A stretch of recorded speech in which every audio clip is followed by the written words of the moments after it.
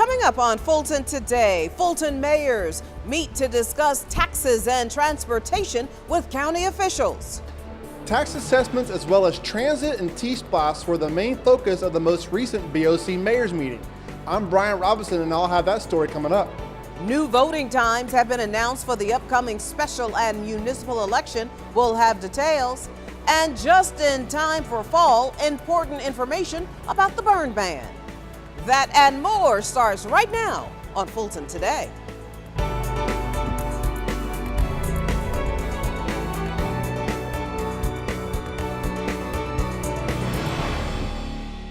Welcome to Fulton Today, everybody. I'm Shania Chavis-Rucker. Mayors representing cities in Fulton County make their way to the government center to talk about topics that are top of mind for residents: taxes and transportation.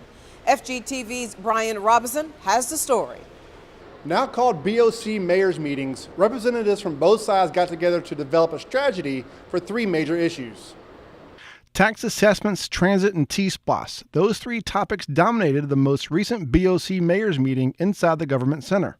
With all three making recent headlines, the goal was to figure out the next step for each. I think it's critically important that, we continue this communication process, right? I mean, we've got a number of local government enterprises throughout Fulton County. And when you don't have those entities talking, you run the risk of a lot of fragmented decisions being made. Though Fulton commissioners directed the Board of Assessors to modify this year's tax assessment notices to 2016 levels, many felt it was a stopgap measure. We are just now beginning to decide how we go about implementing a 2-year appraisal plan that leads up to full fair market value in 2019. The tax issue is a really tough one. The fact that the assessor's office got behind for several years and that people's taxes for some people jumped so much that they were kind of untenable is bad. The fact that they've rolled them back means now that you've got some real equity issues. As the county continues to develop its mass transit plan that could go to voters in 2018, a contingent of county political leaders headed west to study Los Angeles' public transportation system. With LA and Atlanta ranking in the top 10 of the world's worst traffic, the level of frustration with commute times is on the rise. Just the fact that we're going out and looking at what other people are doing as best practices is a huge positive thing, and it's good that that process continues to go on. And now that T-spots funded transportation improvements are underway, residents hope the unprecedented cooperation between the commissioners and the mayors continues to bring positive results for the county. One final note about the county's transit master plan: organizers hope that South Fulton residents will offer their input on the plan at one of 4 meetings being held next week. You can go to fultoncountyga.gov to find out the time and locations. Reporting for FGTV, I'm Brian Robinson. Thank you very much, Brian. Important news to share about the upcoming special and municipal election in November. Now, the Fulton County Superior Court has issued a ruling that will keep some of those polling locations open longer. FGTV's Felicia Church explains. With just over 6 weeks to go before the November election, a Fulton County judge granted the county's petition to allow polls to remain open longer throughout the county on Election Day. Fulton made the request so that it could match the voting time frame statutorily provided for the city of Atlanta for its general municipal elections. It makes sense to have all the hours consistent. Otherwise, the voters in Atlanta would have an extra hour to vote for the county chair position than the other voters in the rest of the county, because there is a special law that in Georgia that allows for the city of Atlanta, or requires the city of Atlanta, to be open from 7 a.m. to 8 p.m. for their municipal general election. No one else has that. So all the other municipalities, they would have only been open 7 to 7. Now that we have a county-wide, we would have had all of the county open 7 to 7, except for the polls in the city of Atlanta. So we needed to get that consistent county-wide. Residents planning on voting in the November election who are not registered have until October 10th to do so.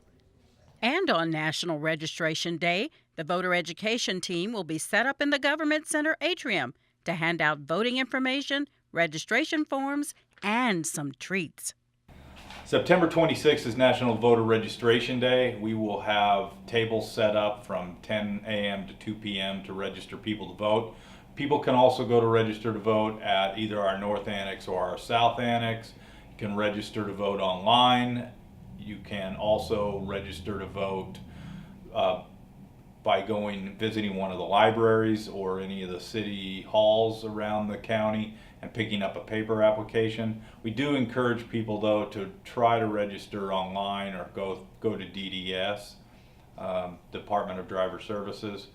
That way the electronic applications are much easier to process, and it's easier for us because it's easier for us to read them. Voters participating in the special election will fill 2 commission seats, the District 4 seat vacated by the late Joan P. Garner and the at-large commission seat vacated by Chairman John Eves. This week is the deadline for candidates to qualify for the chairman's race. Reporting for FGTV, I'm Felicia Church. Fulton commissioners scheduled their September recess meeting a week earlier. Here are some of the board's decisions from that day. Before taking any board action, Fulton commissioners celebrated the first class of the Fulton County Certified Public Managers Program with their own official day. The board also honored the memory of longtime county employee Stanley Fletcher Sr., who was a part of the code enforcement team, a team now with the new city of South Fulton. Mr. Fletcher recently passed away. Fulton's emergency management director provided an update on the tropical storm Irma recovery efforts as a part of the emergency declaration discussion. Fulton's chief strategy officer presented the performance management report, and the library director gave an update on the library bond construction program. Now you can see the commissioners at work during the rebroadcast meeting right here all this week on FGTV. The Georgia Bureau of Investigations extends high praise to Fulton County for its record restrictions initiative. The Fulton County Clerk of Superior Court and her team were recently awarded for the work they have done to help people get a second chance. Clerk Kathleen Tina Robinson, along with a number of county justice partners, have worked tirelessly to help offenders restore their lives. For the past few years, Fulton has assisted people who have been arrested but not convicted a chance to get those records cleared. We changed lives. We really changed lives. We restricted records from long ago that people had on their backgrounds, and after the summit they were able to get gainful employment, they were able to get housing. We just really made a difference in the community, and that's why it was successful. Fulton has not officially scheduled its next record restriction summit. However, officials say the program will return in the future. If you like that smell of burning leaves, then we have some good news for you. If you plan on burning leaves instead of bagging them, the outdoor burn ban for Fulton County and 53 other northern Georgia counties, well, it's been lifted. However, keep in mind that anytime fire is used for outdoor burning, a burn permit needs to be secured from the Georgia Forestry Commission. If we're responding on a situation where there's illegal burning, the first thing we're going to do is to talk to the individual or the homeowner and say, look, you can't burn it this time. We'll have to put that fire out, and we'll have them put it out. Now, if it's a reoccurring event where we have to continually go back, we can levy fines and bring them to environmental court. And at that time, the judge would levy the fine. You also need to be aware that burn permits are only good for the day they are issued, and you should not start a fire before 8 a.m. To obtain a burn permit, you can call 877-OK2-BURN, or just log on to gatrees.org. And still to come on Fulton Today, Fulton's top leaders head west to study transit options for the county's future. We'll share all of the details in our district-by-district coverage next.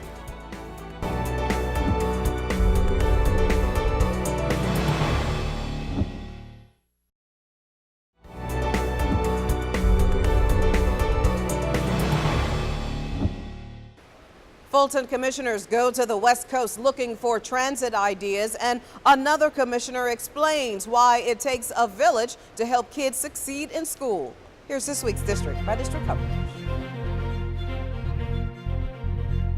We began with the recent visit to Los Angeles, California by members of Fulton's delegation. District 1 Commissioner Liz Hausman and District 3 Commissioner Lee Morris joined other elected and appointed officials and staffers from MARTA and the Georgia Regional Transportation System for the two-day field trip. Fulton is developing a mass transit plan that could go to voters next year, so they wanted to see how another major city with transportation challenges dealt with their transit issues. I think it was very beneficial to the citizens of Fulton County to look at a transit option that we do not currently have here in our community, but that might offer a quick solution to some of our needs. It was certainly fascinating to learn how they do things in LA. The metro there doesn't just do the transit. The metro in Los Angeles County also does their highways, streets, bridges, bike paths. And so they have the advantage of not needing to compete as to the balance between roads and transit. Momentum for a transit initiative is growing after Fulton voters approved the T-Splosh referendum and Atlanta voters approved a $2.5 billion MARTA expansion. The Georgia General Assembly also took steps last session that could lead to state funding of public transportation. District 5 Commissioner Marvin Arrington Jr. helps the South Fulton County community kick off the new school year with his third annual It Takes a Village Back to School event. Held at the Wolf Creek Library, dozens of students in need were given school supplies. Winners of the college essay contest were given $500 book scholarships. Very excited. Today we gave away 10 $500 scholarships to college students.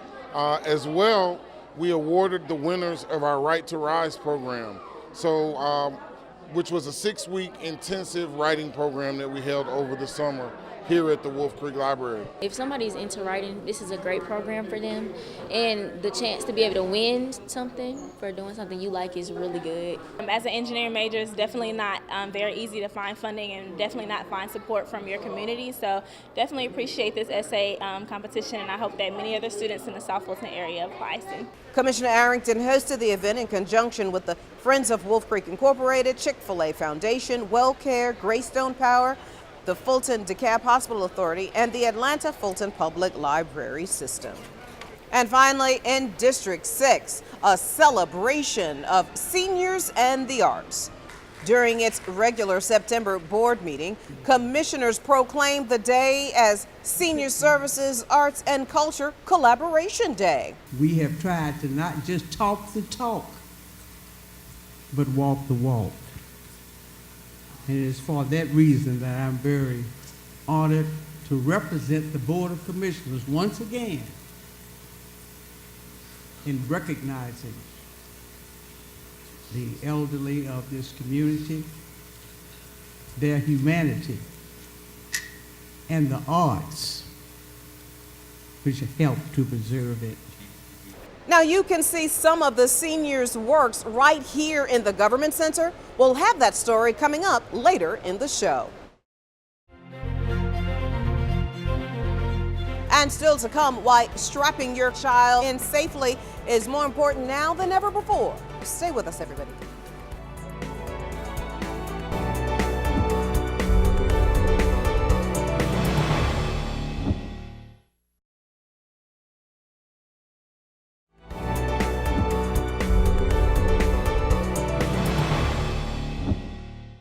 A popular and effective county health program comes to an end. It's called PITCH, which stands for Partnerships to Improve Community Health. So what happens now that the grant-funded initiative concludes? Lisa Gooden is the program's administrator. Welcome back to Fulton Today. Hi, Shania. Thank you for having me. Well, explain the initial purpose of the PITCH program and how it came to be. In 2014, the Centers for Disease Control and Prevention funded the Fulton County Health Department with the Partnerships to Improve Community Health program. So that is how our program came to be. And we are focused on increasing physical activity, nutrition, and increasing tobacco smoke-free environments throughout Fulton County. And there are a number of successful pitch programs. What would you say were some of the most effective? Some of our most effective programs have involved that of changing the lives of our children. First, the physical activity program, working with our Fulton County schools, K through 12, we've been able to increase physical activity throughout the day for over 97,000 children throughout the county. Another really successful part of our program has been our tobacco initiative, where we were able to work with Parks and Recs in partnership with our Heart of Fulton County Coalition and stakeholders throughout the state of Georgia to adopt an ordinance for parks and recreations in Fulton County to be smoke-free. And thanks to those efforts, we now have the new city of South Fulton and the city of East Point have gone smoke-free in their parks and recreation areas. So what will happen to these programs now that the funding has ended? Now that the funding is being completed through the pitch program, some of our programs will live on with partnerships that we've built with community stakeholders and other stakeholder relationships with other organizations, such as our churches. We established walking groups with 36 churches, and they adopted wellness policies that are impacting congregants of 30,000 or more. Those programs will continue on. Our early care and education programs, we trained 102 early care and education providers, and they adopt wellness policies at their center levels, and those programs will continue on despite the fact that the pitch funding will end. And Lisa, let me get your final thoughts. I am very excited about what we've been able to achieve with the Partnerships to Improve Community Health program. I think we have started a program that will continue to build momentum throughout Fulton County to create healthier lives for our citizens in Fulton County. And I believe that based upon what we have started, the community will take up the mantle and move these efforts forward. Lisa Gooden, Program Coordinator for the Pitch Program. Outstanding job to you and your team. Thank you so much for joining us. Thank you, Shania, for having me today to talk about the successes of the Pitch Program. We really appreciate the opportunity to share the good news about what we've been able to do throughout Fulton County.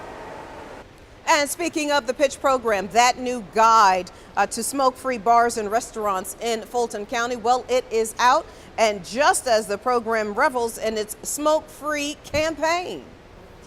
Pitch staffers and partners celebrate the newly smoke-free designated businesses and entities at a special reception at the Atlanta Botanical Gardens Day Hall. The mission of the Proud to Be Smoke-Free campaign has been to establish no smoking policies across the county. Well, since its inception just last year, it's being deemed a success. The impact has been evident. I think the awareness has been raised as to cigarette smoking and the impact that it has on individuals' health. And so I think when people have that information, it empowers them to do something different so that they can live active, more productive lives. Pitch produced a video for the Smoke-Free Fulton campaign. You can see the list of the 46 establishments in Fulton County that have converted to smoke-free on the county's website. September is National Child Passenger Safety Month. In observance of the month, Fulton County Police are partnering with Fulton's Health Department to teach motorists the proper way to use car seats. According to traffic safety marketing, car crashes are a leading cause of death for children ages 1 to 13. And many times, deaths and injuries can be prevented by the proper use of car seats, boosters, and seat belts. This is actually Child Passenger Safety Week. Check out the traffic safety marketing website to get new safety tips and their series of public service announcements, PSAs that are also being shown right here on FGTV. And still to come on Fulton Today, Fulton seniors are loud and proud about their artistic talents. We'll explain.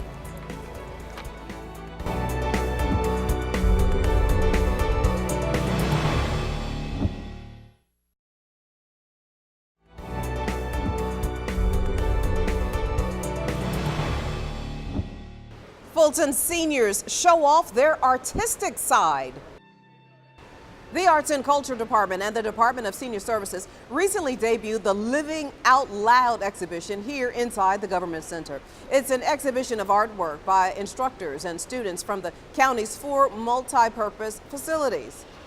It really is an expression of older adults who have had a lifelong passion for the arts and some who just have discovered their passion for the arts through our life enrichment programs and through partnerships like the Department of Arts and Culture. We are very proud of the work that's here on our walls. Have you checked the work out? Work from Daewoo Smith, work from Michael King is all incredible. So we applaud the work that's going on at the multipurpose facilities. From drawings to paintings to mixed media artwork, it gives the instructors and seniors the opportunity to recognize their artistry while impacting the lives of others. One of the great things about what I get to do is I get to basically take people who don't think that they have any artistic talent in them and bring it out and prove them wrong. I've been doing art all my life, but I renewed it when I started going to the Helene Mills Center. The Living Out Loud exhibit will be on display until December 29th of this year. And on certain Wednesdays, you can listen to informal piano and musical concerts from volunteer seniors. It's all open to the public and it's free of charge. For more information, you can visit fultonarts.org. And finally, in other arts news, guns turned into art finally find a new home. As reported earlier here on FGTV, selected guns from the Sheriff's Department's gun buyback program, they were melted into pieces of art. Well, those works were recently a part of the art walk in Castleberry Hill and eventually auctioned off during a silent auction at the Bichart Gallery in Southwest Atlanta. We started this project exactly 10 years ago, and we are working in the community and with the artists and continuing to help the artists and create more art. I'm not a gun person, I'm not a gun lover, I respect them, but looking at what they did here is just something that I can see myself having in my house. And I don't know when I don't have a gun home, but I could have one of those for sure. So it's beautiful, and the cause and what they're gonna do with the money they're gonna get tonight is just unbelievable. So I'm excited to be here. Some of the money raised will help benefit the Sheriff's Office gun buyback program. And before we go, our reminder that we'd like to connect with you online. You can watch a replay of this show and other FGTV programs anytime on our YouTube channel. And be sure to follow FGTV on Facebook, Twitter, and Instagram for up-to-date Fulton County news. Well, that does it for this edition of Fulton Today. I'm Shania Chavis-Rucker. Thank you so much for watching. Join us each week for news around and about Fulton County.